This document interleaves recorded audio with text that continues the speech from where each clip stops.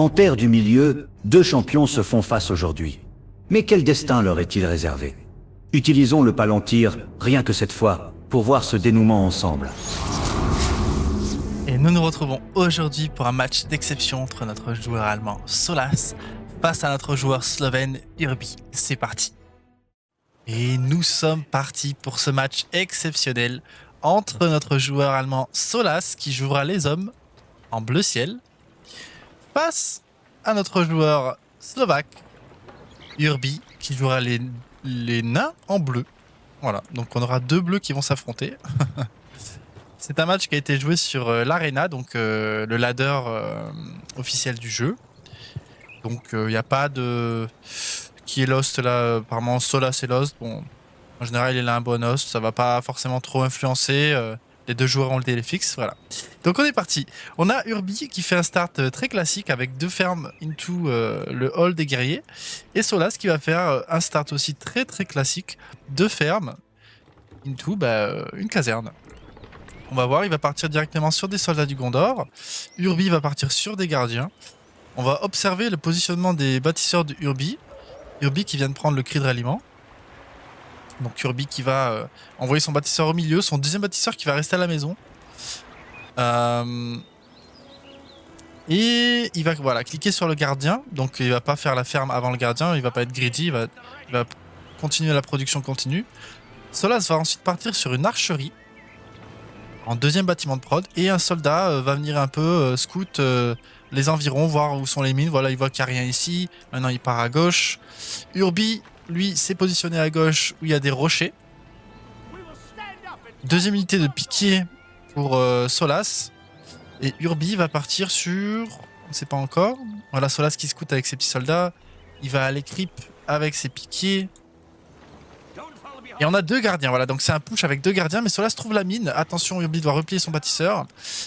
Et je pense que Solas va détruire la mine d'attaque. Il aura des archers en défense qui va buff, voilà. En attendant, voilà, il creep le warg. Pendant ce temps, Urbi a fait un troisième gardien, mais le troisième gardien ne sortira pas à temps pour défendre la mine d'attaque. Donc Urbi perd une mine. Donc là, pour l'instant, c'est une ferme contre une ferme, sauf que Solas a perdu une starting farm, ce qu'on appelle, c'est-à-dire une ferme du début, c'est-à-dire les fermes qui level up le plus rapidement, donc les fermes les plus importantes en early game. Il va ensuite perdre, je pense, une deuxième ferme, donc c'est plutôt un bon push de la part d'Urbi, ça c'est un bon start pour nain. Il va perdre ses deux gardiens, mais il va les trade contre deux fermes. Du coup, Solas, qu'est-ce qu'il fait? Il va creep la map. Il a pris un premier warg, il va prendre un deuxième warg. Urbi, pendant ce temps, a fait une phalange, et il va lui aussi aller creep le troll en bas à gauche. Voilà, donc Solas a repoussé l'attaque, il a détruit la mine d'attaque. Maintenant, il sait que Urbi est pas prêt de le réattaquer dans un rush. Donc maintenant, le but là, c'est de prendre la map, d'aller prendre des informations sur la transition du nain et de récupérer un peu après ce push, quoi. Mais il sait que le nain a perdu deux unités, tandis que lui, apparemment, il a perdu qu'un seul, même pas un soldat de Gondor entier. Donc niveau ressources, en fait, oui, Solas a fait un mauvais trade au niveau, enfin pas un mauvais trade, mais a perdu ses fermes. Le rush a été efficace pour Urbi. Attention ici, ceci dit, Urbi, Solas qui arrive à deny la présence au top. Donc la présence sur le haut de la carte pour Urbi, ça c'est vraiment important. Il a pris le troll et l'auberge. Mais voilà, donc ce que je disais, c'est que Solas a perdu très peu d'unités. Il a pu creep les deux wargs, donc ça le fait rattraper un peu l'argent qu'il a perdu. Et maintenant, avec ses piquiers niveau 3, il essaye de creep le troll. Je pense qu'il peut arriver, hein, les piquiers niveau 3, sans aucun souci. Il les a laissés en position standard.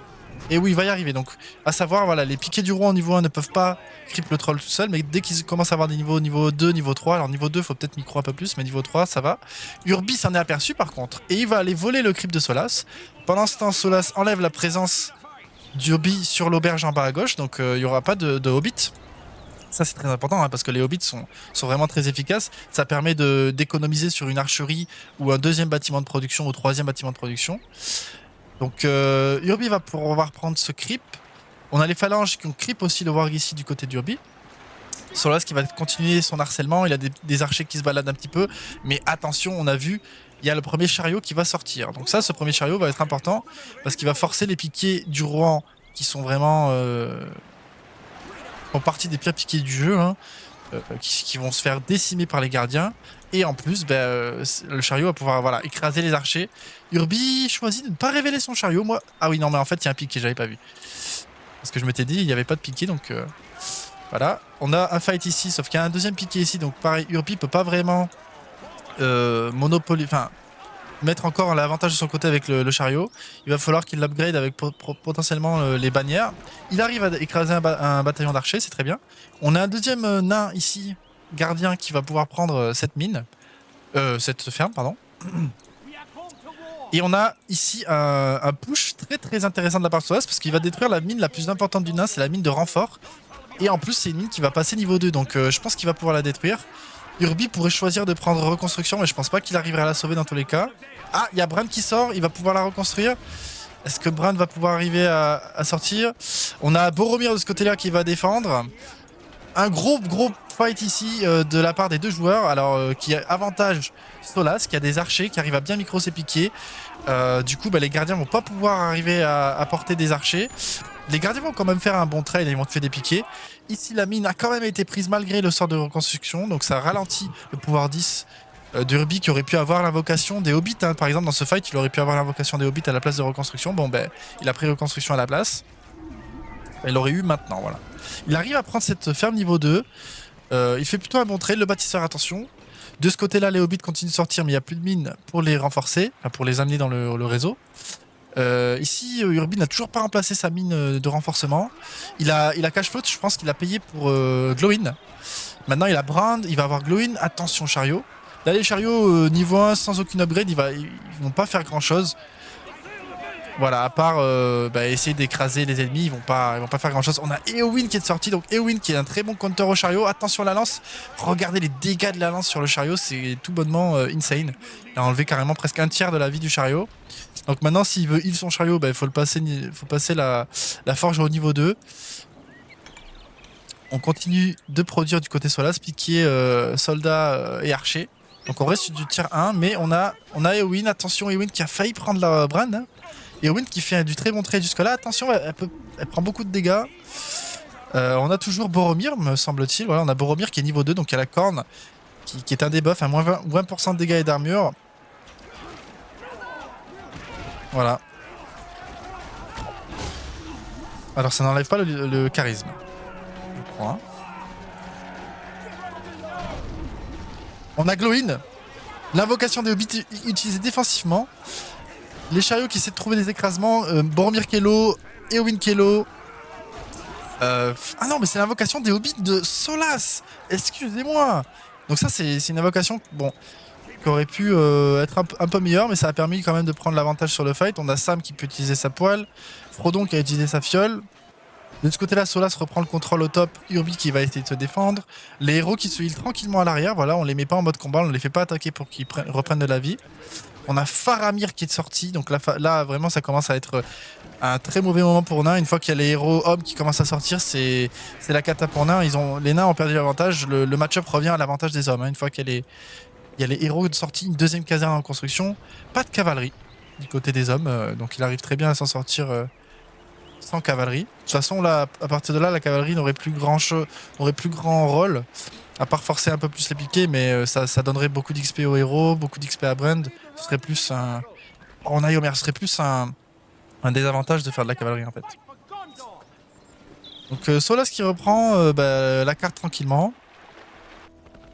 Et Homer qui va défendre contre les hobbits qui attaquent la ferme. Hein. La révolution des hobbits. Mais Homer va nous faire un petit massacre là. C'est pas très catholique. De ce côté-là, on a l'escouade des héros hommes là, qui commencent à être sérieuses, qui vont attaquer cette mine. Alors avec Glowin, il pourrait essayer de faire un slam et de les bump avec sa capacité niveau 1, mais c'est dangereux.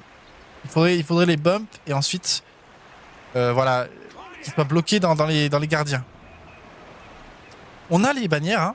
Donc on a acheté les bannières du côté de Urbi, donc ça va permettre d'avoir la charge de taureau, mais aussi de garder un peu plus ses unités en vie et sur les chariots d'avoir le charisme.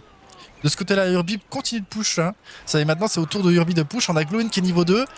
Attention quand même au fight de héros. Là, les 3 héros peuvent défoncer Ghibli. Hein. Glowin, pardon. De ce côté-là, On a, voilà, Urbi qui push, qui va prendre une ferme niveau 2. Ah, il a pas acheté les bannières, attendez. On a Urbi n'a pas acheté les bannières. Ah, ça, il vient de les acheter, voilà. On a 10 points de pouvoir d'Urbi. Est-ce qu'il va prendre l'invocation des hobbits ou... il a accès à tous les pouvoirs 10, donc quel pouvoir 10 va-t-il prendre? Ici, une ferme qui va tomber. On a le marché du côté de Solas, on a les gardes de la tour de sortie. Il va prendre Richesse Naine, je pense que c'est une très bonne idée. Parce que là, il lui faut Gimli, il faut qu'il commence à avoir de l'écho pour acheter Gimli. Il va péter l'archerie ici. Urbi qui est dans une position très forte de push. Là, ce push pourrait faire très mal, surtout que son hall est niveau 2. Il pourrait acheter les chariots de... Pardon, les marteaux de siège à n'importe quel moment. Ça pourrait se transformer en destruction du fort. On a Éomer, voilà, et Éowyn qui t'arrêtent les chariots, qui vont en détruire un. On a le chariot de charisme. Voilà, les 3 héros tueurs de chariots là. Faramir, Éomer, plus Éowyn, là c'est les 3 qui focus les chariots. Là, à partir de ce moment-là, les chariots deviennent un désavantage en fait. Ça devient un avantage pour l'adversaire parce que ça donne beaucoup de points de pouvoir un chariot et ça permet d'XP les héros, ça permet de gagner des points de pouvoir. On voit que Solas c'est bientôt à son pouvoir 15, qui sera l'invocation des Dunedains. Voilà. Les hobbits mènent à l'invocation des Dunedains, ou alors il pourra reprendre un deuxième pouvoir 10 pour essayer d'en avoir un autre. C'est pas le meilleur pouvoir 15 des hommes, c'est probablement le pire, mais ça reste une invocation puissante qui est quand même 4 bataillons de rôdeurs d'un coup, c'est pas rien. Voilà, Urbi qui continue d'essayer de mettre la pression. Solas qui a 575 de pop, Urbi a 925, donc Urbi qui a un avantage clair, mais attention, Solas a le marché. Voilà, Solas a le marché. Il a pas mis grain d'harvest en automatique, lui il veut cliquer. Et il achète les matériaux de siège. Donc ça va permettre qu'à chaque fois qu'un bâtiment se fait détruire, 50% du coût du bâtiment lui sera rendu. On a Bran ici qui attaque. Faramir qui va envoyer sa flèche sur Bran. On a l'invocation des Dunedains qui est prête. Enfin, on a 15 de pouvoir en tout cas qui permettent l'invocation des Dunedains. On a le heal sur le fort qui va permettre de récupérer ses bataillons. On a des petites escarmouches qui se passent un peu sur la carte.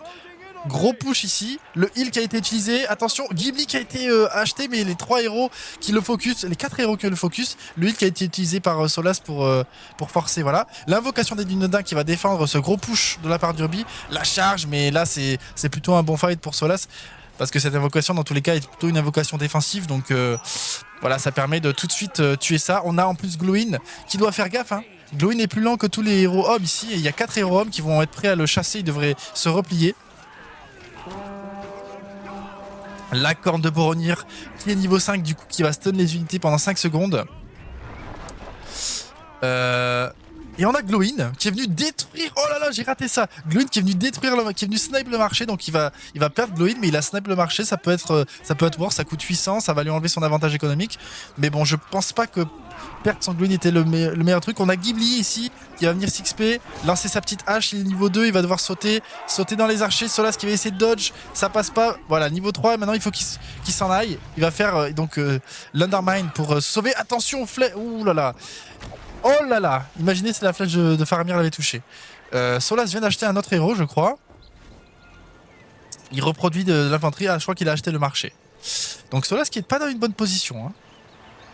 Mais Urbi qui est pas non plus dans la meilleure position, il a moins d'armée, là cette invocation va disparaître.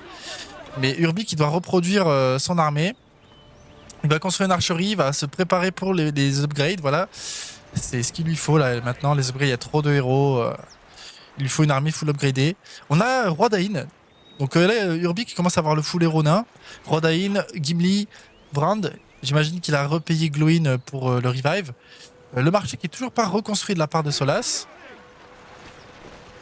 Attention quand même au héros homme. Là en plus on a l'Outlaw Leadership qui donne des ressources à chaque fois qu'on tue des trucs de l'ennemi. C'est clairement pas à négliger. On a l'invocation des hobbits du côté des hommes. Plus le stun de Boromir. On a Gimli qui va continuer d'XP niveau 4. Dès qu'il arrive niveau 5 les amis ça va faire très mal. Mais est-ce que Solas va arriver à le sniper? Il va mettre tous ses héros sur Gimli qui est maintenant ralenti. Est-ce que... Ah, il a pas le heal. Gimli qui va mourir. Gimli qui meurt. 204 de ressources. Voilà, là l'escouade homme anti-naine, elle est là, les amis. On a Éowyn qui envoie sa lance. Boromir qui stun et qui donne le leadership. Éomer qui a sa lance et les ressources. Faramir qui a sa flèche. Et Gimli, tout simplement, s'est fait snipe. Il n'était pas full vie. Le heal n'était pas prêt du côté d'Urbi. Et ça peut retourner la game, hein, parce que Gimli allait passer niveau 5. Gimli niveau 5 aurait pu faire face à l'escouade des hommes sans problème. Maintenant, on a Aragorn qui est sorti. Et on n'a pas Gimli niveau 5. Hein. Donc là, Aragorn va se faire plaisir. De ce côté-là, on va essayer de défendre avec des gardiens. Le roi Dain qui est niveau 3, donc qui protège des stuns. On a 15 de pouvoir du côté de Solas. Donc Solas va avoir accès à l'armée des morts dans 10 de pouvoir là. Donc dès qu'il a l'armée des morts, ça va être à peu près GG s'il arrive à tuer les héros nains. La seule manière de l'échapper, ce serait de rentrer dans une tour ou dans des mines. Voilà, donc là... tiens, d'ailleurs... l'invocation de la tour isolée pourrait sauver les héros du côté des nains et des hommes. Enfin, une invocation des... J'y pense comme ça quand une invocation de l'armée des morts est faite. Glowin qui fait pas attention. Il va être obligé d'utiliser le heal. On a le roi Dain et tout qui vont défendre. Gros buff là, mais il y a tous les héros hommes. Le roi Dain c'est plus un héros de support, c'est pas un héros anti qui va faire beaucoup de dégâts Enfin, si, il va faire des dégâts décents, mais comparé à la squad des hommes, il y en a trop. Boromir qui fait face au roi Dain. Les gardiens qui rush. Ils ont les lames forgées. Ils ont l'armure, mais Aragorn qui est niveau 2. Il a débloqué le Blade Master. On a la richesse des nains qui est disponible. Ici, on est un peu FK. Bah oui, parce qu'il y a un gros fight là de micro. Bran qui est toujours pas niveau 7, donc il n'y a pas sa flèche tueuse de monstres. On a Gimli qui est de retour, mais voilà, il est qu'au niveau 4. Et il y a toute l'escouade des hommes. Plus le heal de Aragorn. On a Glowin. Glowin qui devrait utiliser son slam hein, contre les héros ennemis là. Ah là là. Gimli qui va se faire avoir de la même manière. Ralenti par... regardez les dégâts de la lance de Win niveau 9 là. Niveau 9 elle fait tellement de dégâts. Il est ralenti, il peut rien faire, il a pas le heal et il remeurt. On a l'invocation des hommes de Dale. Donc là... Et l'armée des morts. Ah là là là là. Et je pense que le GG va être cool sur ça les amis. Eh oui. Quelle masterclass de Solas. Urbi a plutôt bien joué, mais je dirais qu'il a pas trop bien micro son Gimli. Mais voilà, bah, c'était une game assez expéditive, mais très riche en action, très riche en micro. J'espère qu'elle vous aura plu et je vous retrouve une prochaine fois pour d'autres batailles en Terre du Milieu. N'hésitez pas à liker, commenter si cette vidéo vous a plu et à bientôt.